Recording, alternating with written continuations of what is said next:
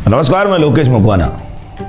हम बात करते हैं एक ऐसे परिवार की जिसने किसान परिवार में जन्म लिया, यानी कि हम बात करते हैं डग क्षेत्र के पालाड़ा गांव के ईश्वर सिंह की। ईश्वर सिंह ऐसे तो अपने पिता का हाथ बटाने के लिए कृषि खेत में काफी कार्य करता था।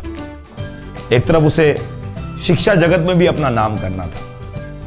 पढ़ाई में होनहार चौमेला कॉलेज का रेगुलर स्टूडेंट ईश्वर सिंह।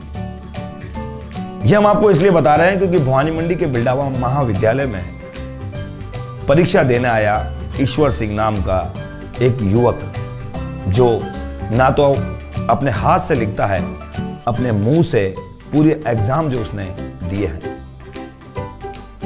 ऊपर वाले ने उनके दोनों हाथ यानी कि वो विकलांग है। कृषि कार्य के दौरान हाई टेंशन लाइन से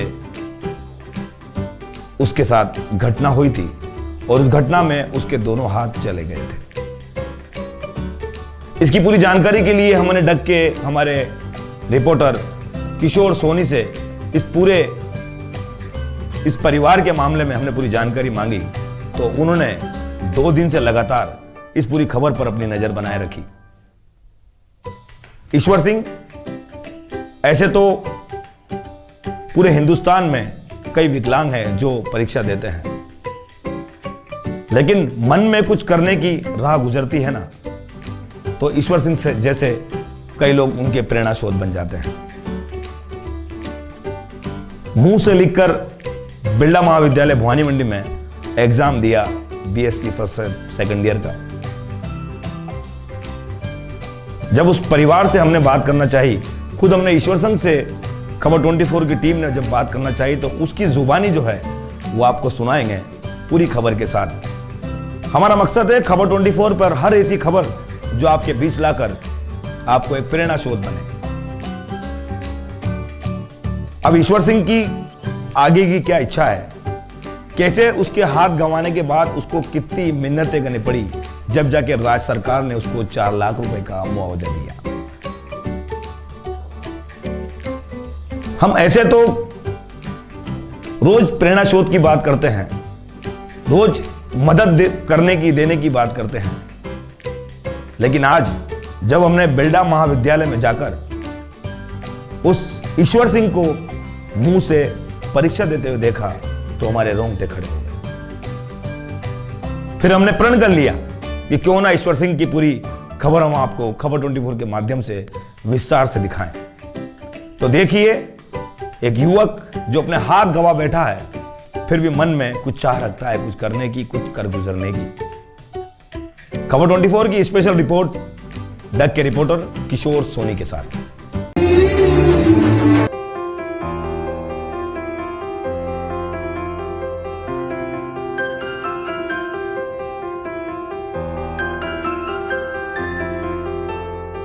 राजस्थान की माटी में कई रंग बिखरे हुए हैं, जहां सांगा का शौर्य, मीरा की भक्ति, पद्मनी का जौहर, पन्नाधाई की स्वामी भक्ति, दादू का दर्शन, रैदास का समर्पण, गोरा और बादल के बलिदान की गाथाएं जैसी कई घटनाएं सुनने को मिलती है। गुरु दक्षिणा में एकलव्य के अंगूठे देने की बात तो सुनी ही होगी, किंतु आज पिता की सेवा भक्ति में अपने दोनों हाथ गंवाने वाले पुत्र के बारे में आइए जानते हैं। झालावाड़ जिले के डग पंचायत समिति क्षेत्र के ग्राम पंचायत हरनावदा के ग्राम पाड़ला निवासी ईश्वर सिंह पिता के साथ साथ खेती में जुताई कर रहे पुत्र ने मानो पितृभक्ति में अपने दोनों हाथों को बलिदान में दे दिए हों। आइए जानते हैं उस काली रात के बारे में। ईश्वर सिंह। कहाँ रहते हैं? पाड़ला। ये जो आपके दोनों हाथ के साथ ट्रेजेडी हुई है, ये किस प्रकार से हुई है? जी, मैं 28 जून 2016 को बारिश का टाइम था, तो फसल बोने के लिए गए थे। तो जैसे ही वहाँ खेत पर काम करते समय 11 kV का लाइन का तार टूटकर ऊपर गिर गया, उसकी वजह से दोनों हाथ गंवाने पड़े। 28 जून 2016 को मानो ओ ईश्वर इस ईश्वर की परीक्षा ले रहा होगा।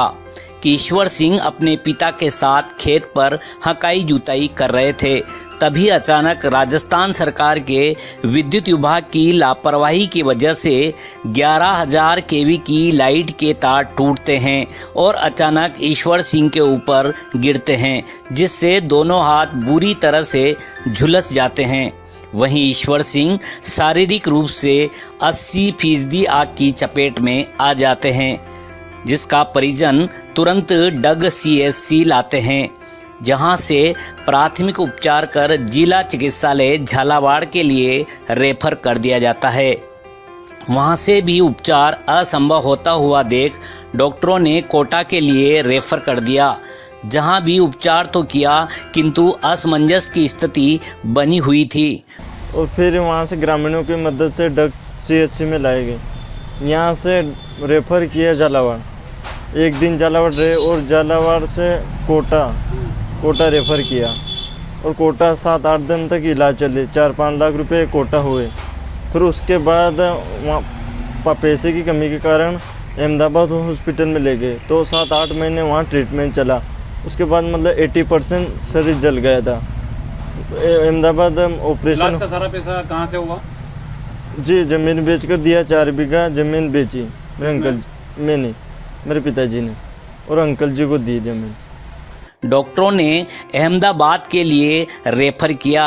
अहमदाबाद में ईश्वर सिंह का उपचार जारी रहा, किंतु बिना पैसे सब सुन कहावत सिद्ध हुई। उस समय पिता ने अपने इकलौते पुत्र के उपचार के लिए अपनी ज़मीन बेच उपचार के लिए रुपए की व्यवस्था की। डॉक्टरों ने जिंदगी और मौत का खेल बताते हुए संकट के मंडराए बादलों को परिजन को बताया कि बालक ईश्वर सिंह के दोनों हाथ काट। वहाँ ऑपरेशन हुआ, दोनों हाथ कट गए। 7-8 महीने ट्रीटमेंट चला। उसके बाद गांव में लाए, छुट्टी दिला गए। फिर जैसे ही मुख्यमंत्री जी थे उस टाइम वसुंधरा राजे जी, तो वो यहाँ डग गौशाला का शुभारंभ करने आई थी। उस टाइम मुझे गोदी में उठाकर यहाँ लाया गया, जब उस टाइम हालत ठीक नहीं थी।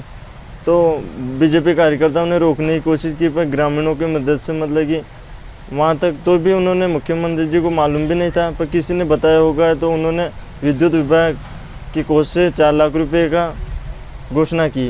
वो भी मतलब कि पैसे समय पर नहीं मिल पाए, तो न्यूज़ में निकलवाया। उसके बाद 2-3 महीने बाद पैसा मिला। मृत्यु उस ईश्वर के हाथ है, अब वही उसकी रक्षा करें। डॉक्टर ने उपचार कर दोनों ही हाथ काट दिए। ईश्वर के प्रति अटूट आस्था एवं पिता की पुत्र भक्ति फिर से रंग लाई और ईश्वर ने मौत को मात दी। अपने इकलौते पुत्र का इलाज करवा करीब 7 माह बाद अपने गांव लौटे, तब कहीं पूर्व मुख्यमंत्री वसुंधरा राजे की आदेश की पालना करते हुए विद्युत विभाग की ओर से 4 लाख का सांत्वना चेक दिया गया, जो ऊंट के मुंह में जीरा साबित हुआ।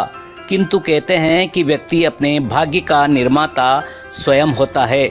अपने जोश और होश हालातों से हार नहीं मानते हुए कुछ कर दिखाने की उमंग होती है। जुनून रखने वाला किसी का मोहताज नहीं होता। ऐसे ही हौसले को बुलंद रखते हुए ईश्वर सिंह ने अपने किस्मत को फिर से लिखने का प्रयास किया। पितृभक्ति में दोनों हाथ गंवाने वाले पुत्र ने हाथों को भूल अपने मुंह से कलम को पकड़ लिखने का प्रयास कर ये साबित कर दिया कि बिना हाथ वाले भी किसी के मोहताज नहीं होते हैं, और अपने मुंह में कलम की ताकत को बनाए रखते हुए प्रैक्टिस जारी रखी। लिखित कार्य में निपुण होकर कक्षा 11 एवं 12वीं बोर्ड में हाथ से न लिखकर मुंह से लिखकर 63% अंक लाकर के हाथों से लिखने वालों को ईश्वर सिंह ने पीछे रख परीक्षा उत्तीर्ण कर प्रथम स्थान प्राप्त किया। ईश्वर सिंह खुद मुंह से लिखने में सक्षम हो गए। खाना वो अपनी माँ के हाथों से खाते हैं, उन्हें स्नान भी माता ही करवाती है। घर कवेलू पोष है, पढ़ाई के लिए घर का सामान गिरवी रखकर काम चलता है। और किसी प्रकार की कोई सहायता नहीं मिली सरकार द्वारा, सिर्फ ये 4 लाख के मिले विद्युत विभाग। कितनी है अभी आपके पिताजी के पास? अभी 1 बीघा 5 बिस्वा है। तो उसमें कैसे गुजारा होता है? बस पिताजी करते हैं गुजारा, तो उसमें भी नहीं होता है भाई। पेंशन भाई आप? नहीं, सिर्फ अकेला हूँ। बहन है? बहनें भी नहीं हैं। तो आगे क्या कुछ करने की उम्मीद रखते हैं आप सरकार से? सरकार से जैसे कि मैं करंट लगा था उस टाइम 11th में था, उसके बाद मतलब हिम्मत नहीं हारी तो कोशिश की मैंने, तो 12th में मुँह से लेकर 63.60% बनाए। ईश्वर सिंह की गुजारिश है कि उनकी योग्यता के हिसाब से पंचायत स्तर पर छोटा मोटा काम मिल जाए तो अपने परिवार की आजीविका चलाने में मदद मिल जाएगी। सबसे खूबी की बात यह है कि आप कंप्यूटर लैपटॉप आसानी से चला लेते हैं। जो हैरत की बात होती है कि ईश्वर कोई कमी रखता है तो दूसरी खूबियां देने में भी माहिर होता है, लेकिन आज रोजगार के अभाव में दर दर भटकने को मजबूर वह दिव्यांगजन जो रोजगार के अभाव में काम की आस लगाए बैठा है, शायद कोई मदद के हाथ आगे बढ़े एवं इस बालक की मदद करे। उसके बाद अभी मैं 2nd ईयर में अध्ययनरत हूँ, तो सरकार से मैं यही रिक्वेस्ट करना चाहता हूँ कि मुझे अपनी योग्यता के हिसाब से ग्राम पंचायत या ग्राम पंचायत समिति में कुछ मेरी योग्यता के हिसाब से नौकरी दी जाए, क्योंकि मेरा गुजारा हो सकेगा और कोई कमाने वाला भी नहीं है, घर पर सिर्फ अकेला ही हूँ।